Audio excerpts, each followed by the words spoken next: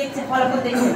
দল আসলে সবাই থাকবো, তো দলকে কিভাবে আগাবেন, সবাই সংগঠিতভাবে এই ময়মনসিংহে কেন পুরা বাংলাদেশের এই যশোরী জেলাকে কিভাবে এগিয়ে নেওয়া যায়, সবাই কাঁধে কাঁধ মিলিয়ে আমরা এগিয়ে যাব। এবং ভারপ্রাপ্ত চেয়ারম্যান সাহেব যেভাবে আমাদেরকে রাস্তা দেখাচ্ছেন, প্লিজ আপনারা একসঙ্গে কাজ করেন, দেখবেন ফলাফল থাকবে। কারণ সবাই মিলে দলে দলে কাজ করলে আমরা জিতে যাবো, এককভাবে করলে ঘুরে যাবো। সবাইকে ধন্যবাদ, ভালো থাকবেন। দুটো আহ্বায়ক কাজা কেন্দ্রীয় কমিটি যারা ফেরদৌস ফকির ভাইকে তার মূল্যবান বক্তব্য অনুরোধ করছি।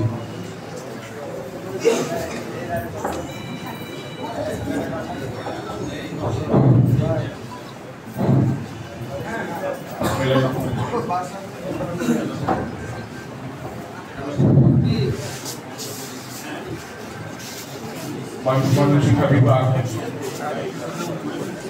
আয়োজিত